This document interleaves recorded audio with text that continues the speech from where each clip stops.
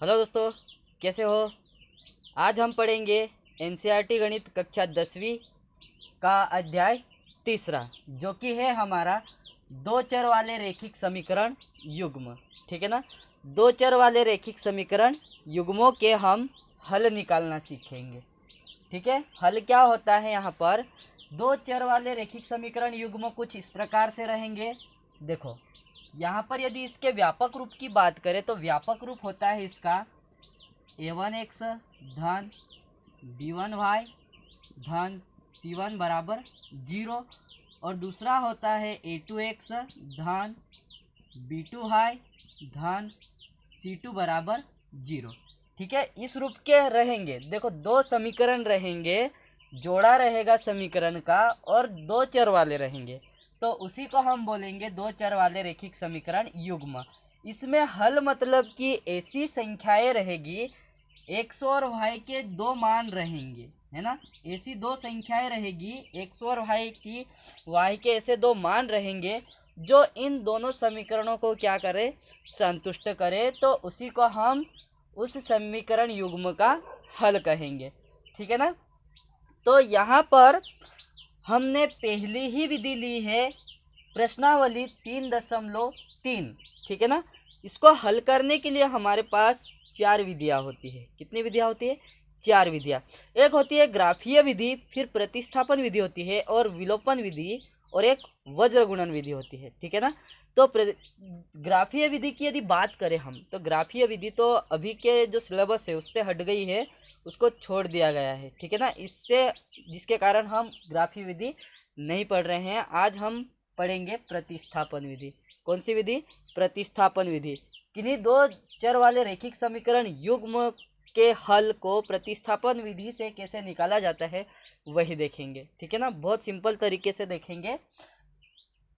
तो देखते हैं, हमने पहला प्रश्न हमने लिया है, क्या है, x धन y बराबर 14, x ऋण y बराबर 4। सबसे पहले हल में हम लिख लेंगे हमारे जो प्रश्न दिए हैं, x धन y बराबर 14, इसे हम नाम दे देते हैं समीकरण।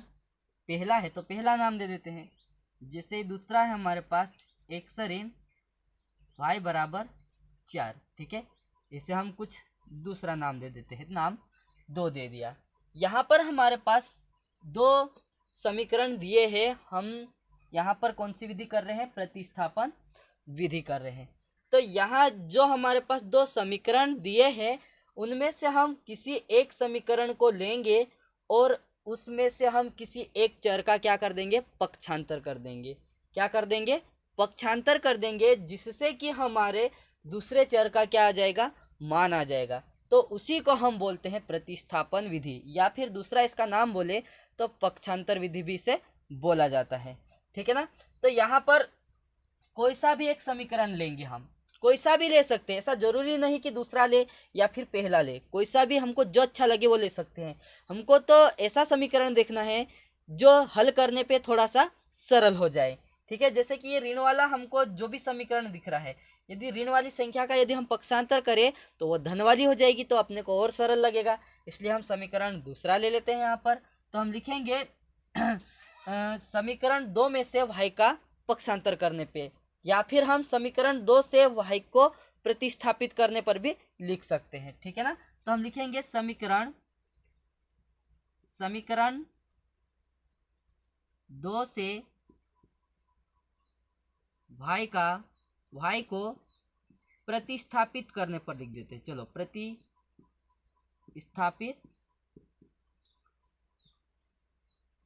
करने पर। ठीक है, ये वाली स्टेप लिख लेंगे हम। उसके बाद क्या करेंगे कि हमारा जो समीकरण रहेगा वो उतारना है एक बार, तो उसके बाद हम प्रतिस्थापित करेंगे। ठीक है, एक बार उतार लेते हैं हमारा x ऋण y बराबर 4। ठीक, यहाँ पर हम किसका प्रतिस्थापन करना है? हमको यहाँ से y का, तो y का पक्षांतर कर देंगे। y इधर धन का है उधर जाएगा, तो ये इधर ऋण का है उधर जाएगा तो धन का हो जाएगा। तो यहाँ पर बचेगा x बराबर 4 धन y। ठीक है, देखो यहाँ पर हमारे पास किसका मान आ गया? यहाँ पर दूसरे चर का मान आ गया। एक चर का हमने पक्षांतर किया तो दूसरे चर का हमारे पास मान आ गया। ठीक है ना। इस जो भी हमारा ये जो भी समीकरण बना इसे हम नाम दे देते हैं समीकरण 3 नाम दे देते हैं। ठीक है, यहाँ पर हमारे पास x का मान आ गया है। फिलहाल में क्या आया है, x बराबर 4 धन y आया है। ठीक है ना, हमको तो ऐसा मान निकालना है, ऐसा निकालना है कि संख्या आनी चाहिए। यहाँ पर एक चर और आ रहा है, तो क्या करेंगे, अब ये जो हमारा x का मान आया है उसको हम समीकरण 1 में रख देंगे। ठीक है, किस में रखेंगे, समीकरण 1 में रख देंगे। जो x का मान आया है उसको हम समीकरण 1 में रख देंगे। समीकरण 2 में हम यहाँ पर नहीं रख सकते, क्योंकि जो हमने x का मान निकाला है वह समीकरण 2 से ही निकाला है। इसलिए ये जो x का मान है इसको कहाँ रखेंगे, हम समीकरण 1 में रखेंगे। ठीक है, जहाँ तो लिखेंगे हम x का मान समीकरण 1 में रखने पर। ठीक है, समीकरण का x का मान किस में रख दे, हम समीकरण 1 में रख दे। सबसे पहले हम हमारा समीकरण लिखेंगे जिसमें रखना है, किस में रखना है, 1 में। तो एक समीकरण लिख लेंगे हम x धन y बराबर 14। ठीक है, अब क्या करेंगे, हम x की जगह पर 4 धन y रख देंगे।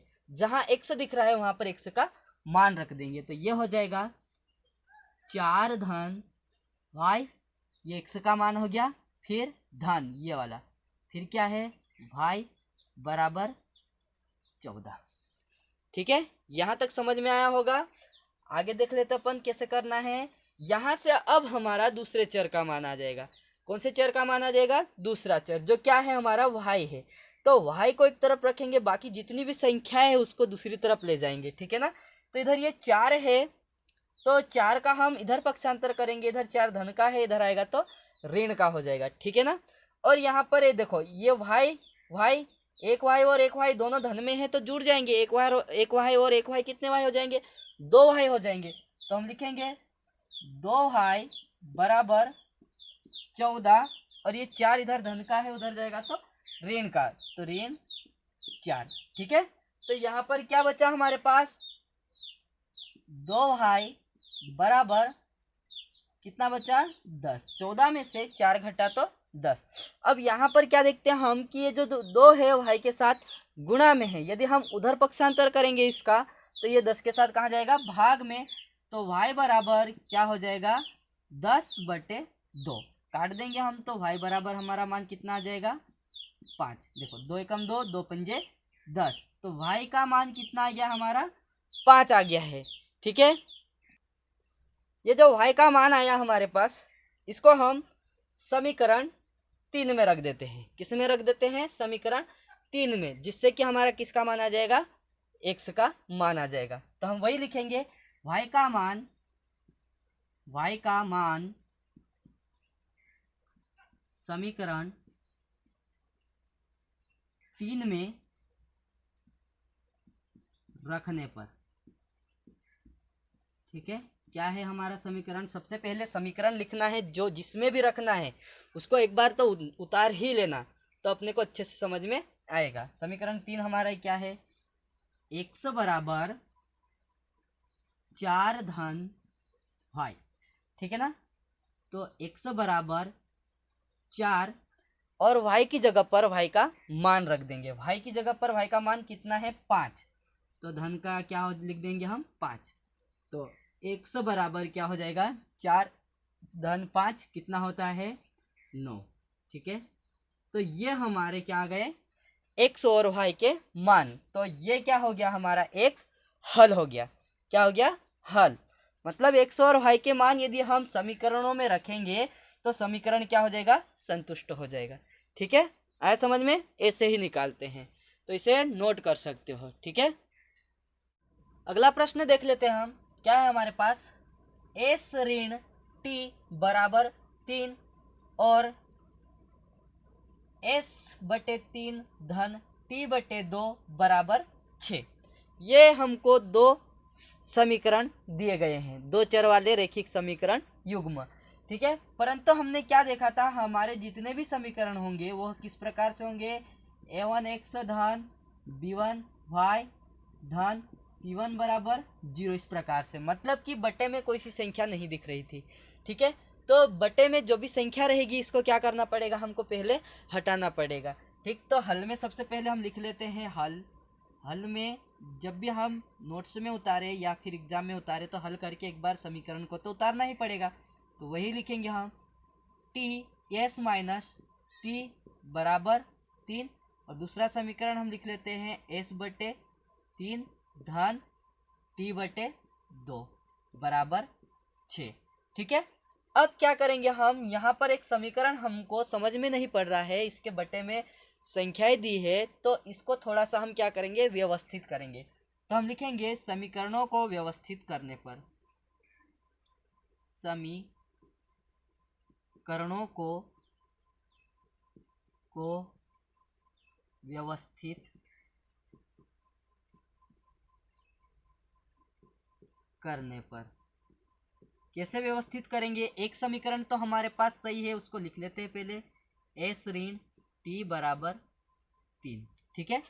परंतु हमारा जो दूसरा समीकरण है वो कुछ अपने को पल्ले नहीं पड़ रहा है, तो इसको एक साइड में लिख के अपन व्यवस्थित कर लेते हैं। क्या लिखा है, एस बटे 3 धन टी बटे 2 बराबर 6। यहाँ पर बटे में क्या क्या संख्या दी है हमको, एक तो 3 दिया है और एक 2 दिया है।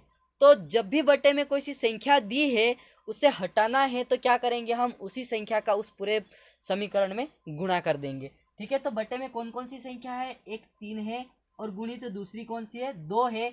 तो यदि इन दोनों का आपस में गुणा करेंगे तो क्या आएगा, 6। यदि हम इस पूरे समीकरण में 6 का गुणा कर दे, मतलब यहाँ भी 6 का गुणा कर दे, यहाँ भी 6 का गुणा कर दे और यहाँ भी 6 का गुणा कर दे, तो ये जो 3 और 2 दिख रहा है वो क्या हो जाएगा, हट जाएगा। देखते हैं कैसे हटता है। यहाँ पर यदि हम काटे तो 3 एकम 3, 3 दूनू 6, तो कितना हो गया, ये 2 हो गया ना। 2 का इसमें गुणा करेंगे तो ये हो जाएगा 2s, ठीक है। फिर धन, यहाँ पर 2 से काट दे, 2 एकम 2, 2 3 6, तो कितना हो गया 3, 3 का टी में गुणा किया तो 3t बराबर 6 का 6 में गुणा किया तो कितना हो जाएगा 36। तो ये हमारा एक समीकरण बन गया, मतलब इसको हमने व्यवस्थित किया तो इस रूप का ये बन गया, ठीक है। इसको हम यहाँ पर लिख सकते हैं, क्या लिख देंगे हम, 2s धन 3t बराबर 36, ठीक है। नाम दे दे, पहले समीकरण को पहला नाम दे दे, दूसरे समीकरण को दूसरा नाम दे दे, ठीक। अब क्या करेंगे, हम किसी भी एक समीकरण को लेंगे और किसी भी एक चर का पक्षांतर करेंगे, ठीक है ना। तो यहाँ पर हम पहले ही बात कर चुके हैं कि हमको ऐसा समीकरण लेना है जो कि सरल तरीके से हो जाए या फिर सरल से जिससे मान निकल जाए। तो यहाँ पर हमको पहला वाला समीकरण सरल लग रहा है, यदि हम टी का ऋण टी का पक्षांतर करेंगे तो ये धन हो जाएगा। तो हम वही लिखेंगे कि समीकरण 1 से समीकरण 1 से टी को प्रतिस्थापित करने पर, टी को प्रतिस्थापित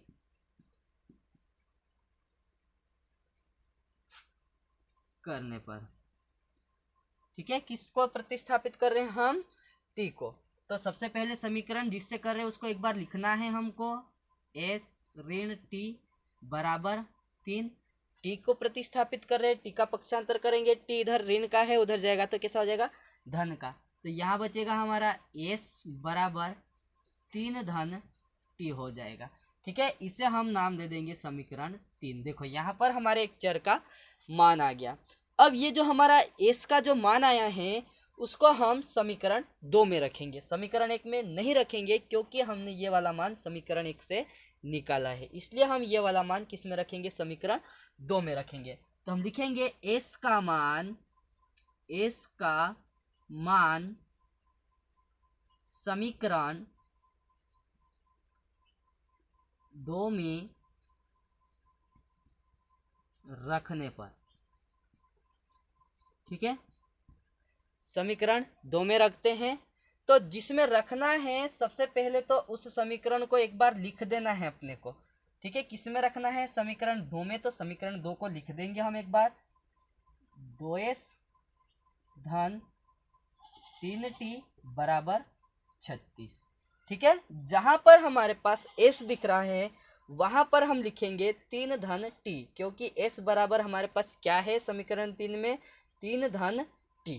ठीक है, यहाँ पर 2 है पहले से, 2 वैसा की वैसा रहेगा, बस s की जगह पर हमको लिखना है 3 धन t, फिर धन 3t बराबर 36। ठीक है, यहाँ से क्या करना है, सबसे पहले कोष्टक खोलते हैं। हम कभी भी संख्या को हल करते हैं तो कोष्टक खोलेंगे तो ये हो जाएगा, इसका अंदर गुणा हो जाएगा तो 2 3 6 धन 2t हो जाएगा, ये धन 3t बराबर 36। देखो यहाँ पर क्या करेंगे, t को एक तरफ रखेंगे, बाकी जितनी भी संख्या है उसको दूसरी तरफ ले जाएंगे। तो यहाँ पर 6 का पक्षांतर करेंगे, 6 इधर धन का है उधर जाएगा तो ऋण का हो जाएगा। तो लिखेंगे सबसे पहले, देखो यहाँ पर 2t और 3t, ये कितने t हो जाएगा 5t बराबर 36, और ये 6 इधर आएगा तो ऋण का 6 हो जाएगा। ठीक है, जब हम 36 में से 6 घटाएंगे तो कितना बचेगा हमारे पास, कितना बचेगा हमारे पास 30 बचेगा। ठीक है, और जब ये t के गुणा में जो 5 दिख रहा है उसका भी हम पक्षांतर करेंगे दूसरी तरफ, तो इधर ये गुणा में है t के साथ, इधर ये 30 के साथ कहाँ जाएगा भाग में। ठीक है, तो t बराबर यहाँ पर हमारा कितना माना गया, देखो 5 एकम 5, 5 6 30, कितनी बार कटा 6 बार, तो t का मान हमारे पास कितना आ गया 6 आ गया। आया समझ में। तो ये जो मान आया है हमारा t का, उसको हम समीकरण 3 में रख दें। किस में रख दें, समीकरण 3 में रख दें, तो हमारा किसका मान आ जाएगा, s का भी मान आ जाएगा। तो हम वही लिखेंगे t का मान समीकरण 3 में रखने पर, ठीक है, रखने पर, चलो रख देते हैं। सबसे पहले जिसमें रखना है उस समीकरण को एक बार तो उतारना ही है। ठीक है, तो उतार लेते हैं हम, क्या है हमारा s बराबर 3 धन t। ठीक है, तो s बराबर 3 धन, यहाँ पर t की जगह पर क्या लिखेंगे 6, तो ये हो जाएगा s बराबर 9। ठीक है, तो ये हमारे दोनों चरों के मान आ गए, इसे नोट कर सकते हो।